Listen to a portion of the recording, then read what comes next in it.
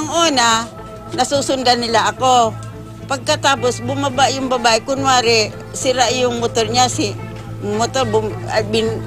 Tinutulak ng babae yung motor. Parang style na nila yun eh. Nung nandun na sa madilim, bumaba na yung lalaki.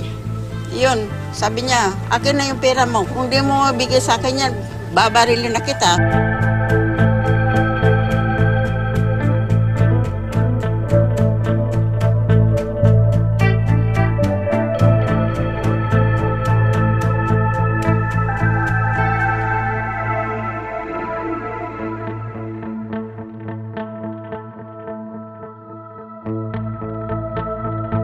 Pinahubad pa niya sa akin yung jacket ko. Sabi ko, sige, sa'yo na yan. Tapos may bayong akong dala. Sabi niya, akin na yung bayong. Sabi ko, sige, kunin mo na yan. Hindi mo pa sila pwedeng pag-isipan na masama dahil babae at lalaki. Kasi mostly, ang nang-hold up, parang yung lalaki. Yung area na yun, motel yan eh. Papunta ka na ng motel. Akala siguro ng mga naglalakad dyan, mag-hotel.